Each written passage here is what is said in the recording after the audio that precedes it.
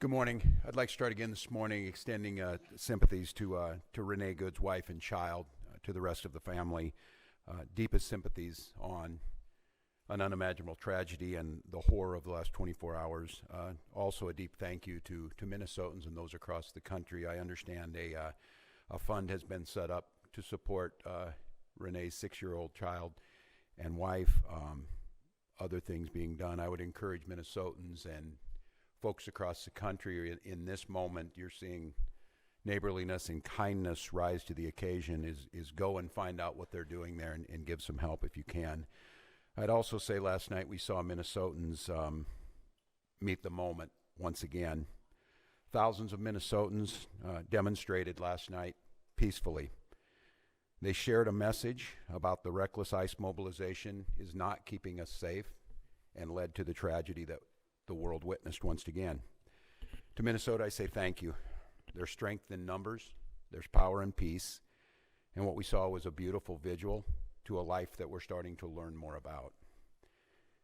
And I will let those that want to push out false narratives, to slander or defame Renee Good, Minnesotans will tell her life story. Minnesotans will be there to defend her honor and see this as a human being, not a moment in time or the callous casualness that I've watched some people on TV gloss over what they saw. We've also spent a lot of time talking last 24 hours about accountability. That means no function of government operates with impunity. It means when someone's in a position of authority and they commit any act that impacts our people, there has to be another place to turn to get justice. Checks and balances. Basic idea, the center of the formation of our country. It's the only measure that protects us from the abuse of government or federal overreach or tyrannical government. Yesterday, the Minnesota Bureau of Criminal Apprehension, the BCA, spent the day yesterday attempting to get that accountability. We have learned that the Trump administration has now denied the state that ability to participate in the investigation. And I just want to make this as clear as possible to everyone. Minnesota must be part of this investigation. These are nonpartisan career professionals that have spent years building the trust of the community.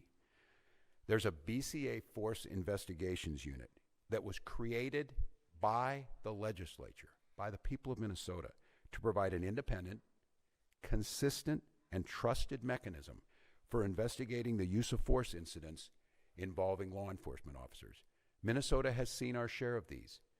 And what you've seen is, and I have witnessed it during my time, that these professionals have risen to the moment. They are trusted by people. People who are not by inclination trusting of law enforcement or government have come to see the professionals at the BCA as true arbitrators that can get them justice. The unit is the result of years of scrutiny, public engagement, and bipartisan legislative action. Minnesotans have made it clear time and again they expect transparency through this process where a police officer uses deadly force. The BCA, Superintendent Evans, have earned that trust by delivering on that expectation. I think it's clear to everyone as they saw this that it feels now that Minnesota has been taken out of the investigation.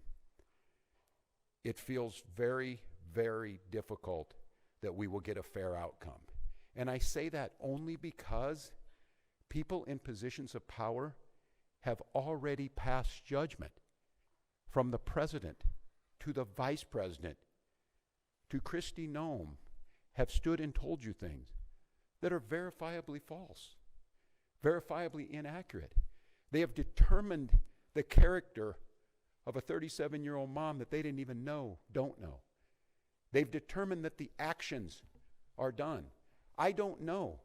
I've not used inflammatory terms of what happened. I've asked us to find the answers. The only way we find the answers is a thorough investigation by nonpartisan professionals. We've delivered that. We've been able to do it. We've earned the trust. And when I say that, the trust of BCA, and I tell Minnesotans the trust of law enforcement here. Everyone knows, globally, certainly here, that George Floyd, who was murdered a few blocks from this site, tore at the soul of who we were.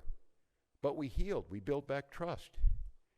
Chief Brian O'Hara came in and took one of the most difficult jobs in America of building back trust in the police force in Minneapolis after Derek Chauvin murdered George Floyd.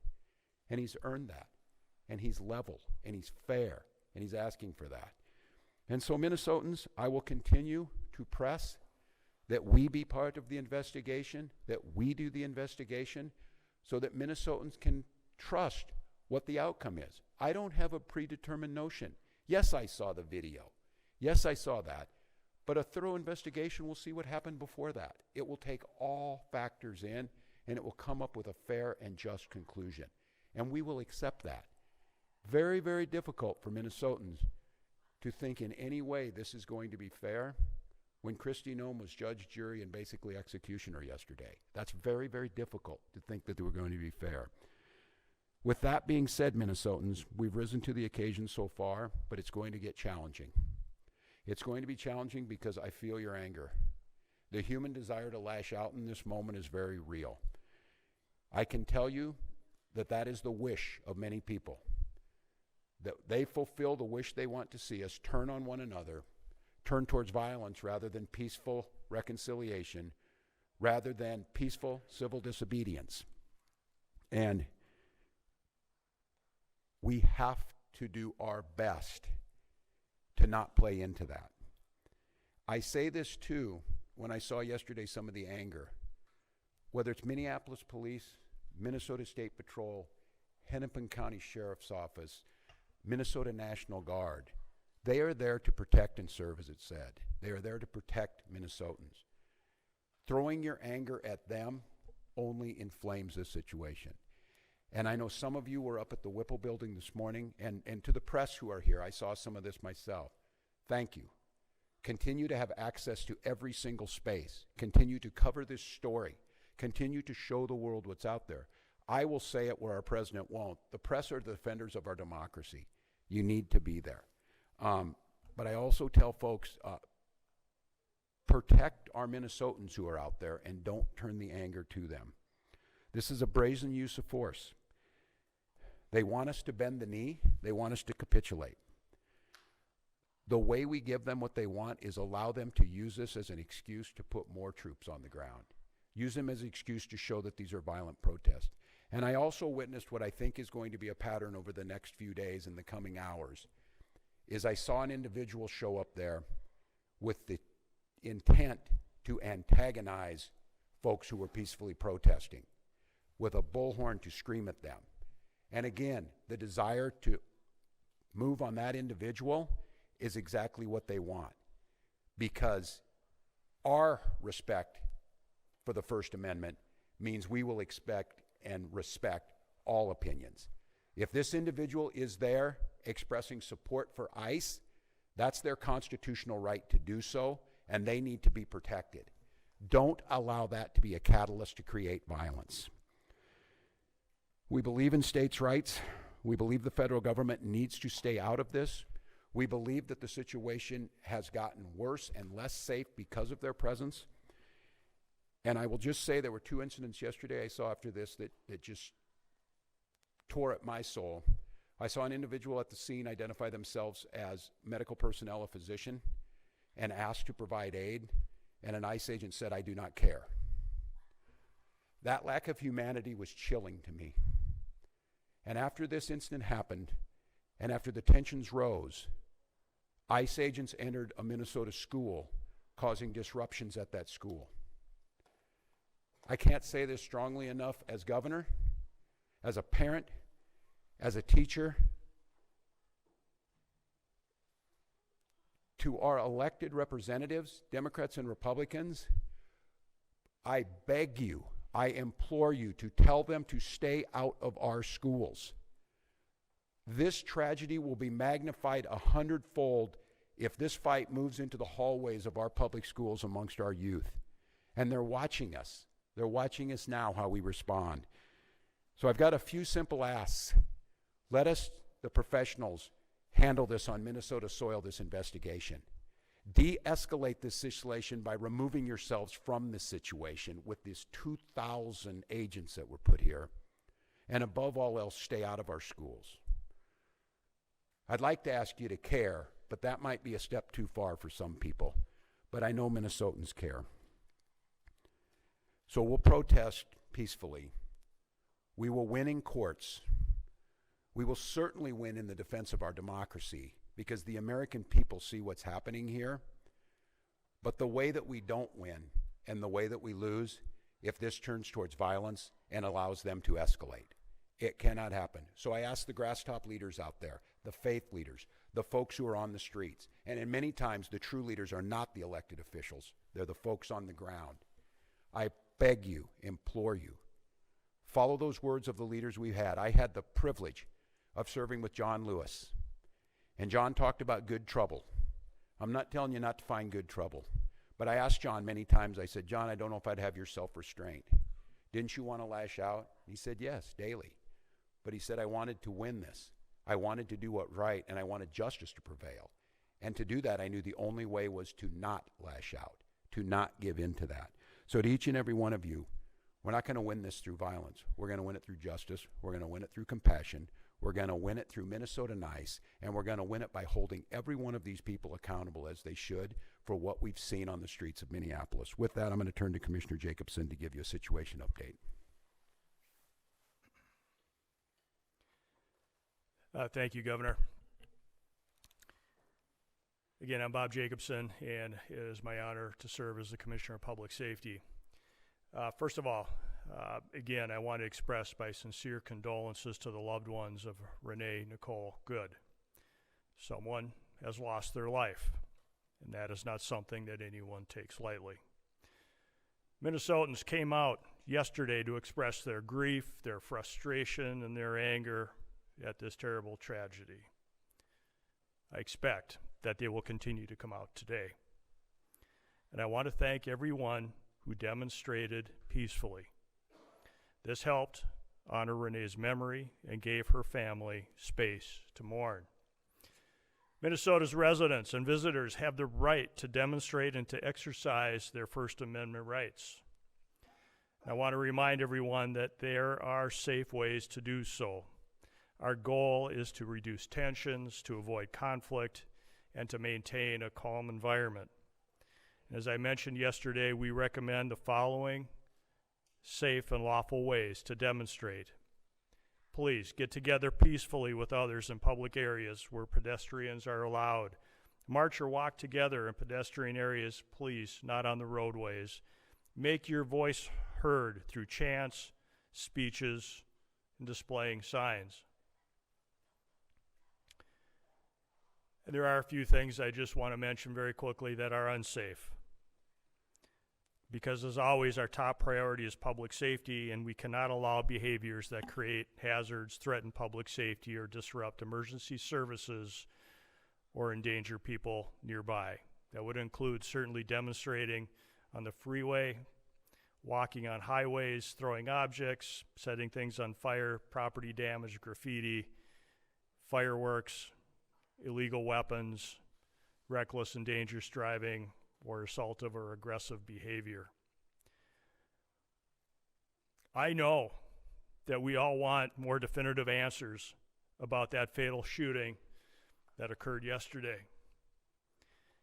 And as we are able to get those answers and dispel rumors and false information, then we can rightfully honor Renee's memory and help her family, loved ones, and our community heal.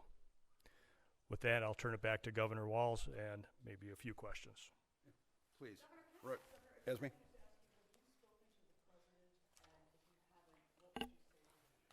I have not. As I said yesterday, I did speak to Secretary Noem and received a lot of talking points. I will note that I asked Secretary Noem how she would have felt if President Biden had sent 2,000 troops into Rapid City, South Dakota, and she said she would have welcomed them. I leave that for the folks of South Dakota to determine. I've not spoken to the president. I would ask him, first of all, the goal here is to make America safe, is what he said. There is no verifiable evidence that any of this is making America safer. I would ask him to de-escalate in the moment, to allow Minnesotans to back up and grieve, to allow this investigation to be played out by the rule of law. I said it again, I have not passed any judgment on this. And to please, whatever it is, leave Minnesota alone.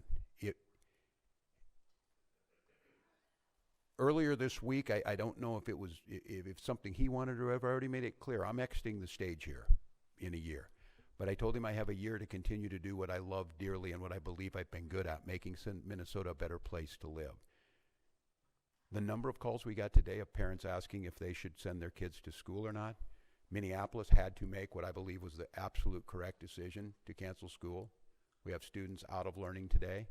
I would just ask him, I'm not talking anything about border security. I'm not talking anything about what he needs to do on that. None of this is accomplishing either his mission or making us any safer. So just give us a pause. Let us breathe. Look, we're exhausted.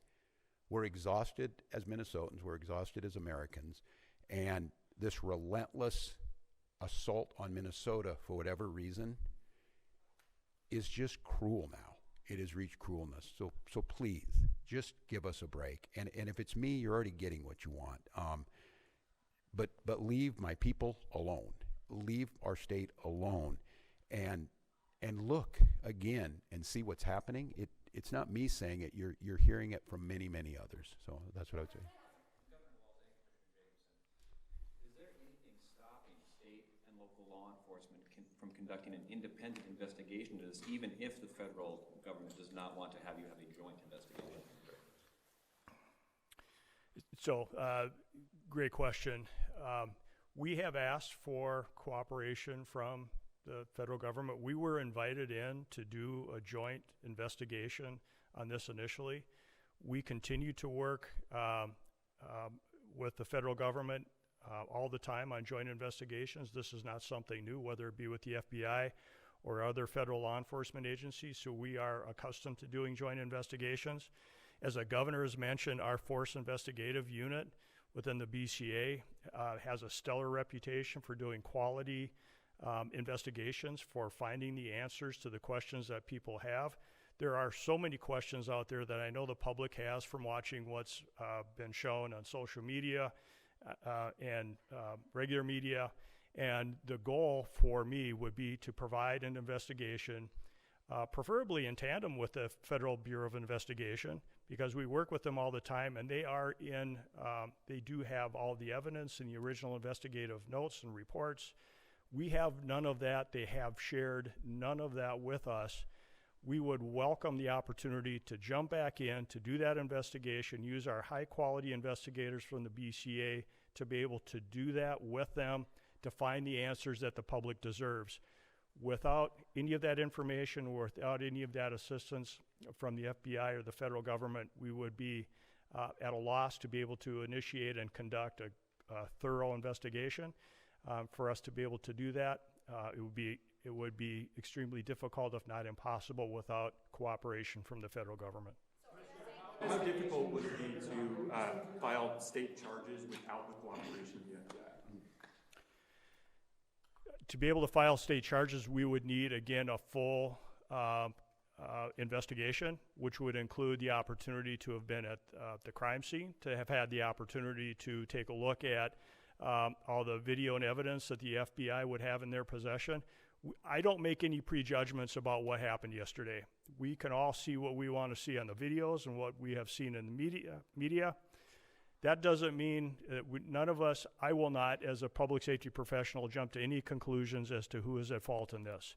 What I will say, though, is that unless we do that thorough investigation, unless we have access to all of that evidence, unless we have access to the agents that were involved in that, to any witnesses, without any of that, we would not be able to put together a quality investigation for any prosecutor to be able to make a determination as to whether or not someone should be charged with a crime.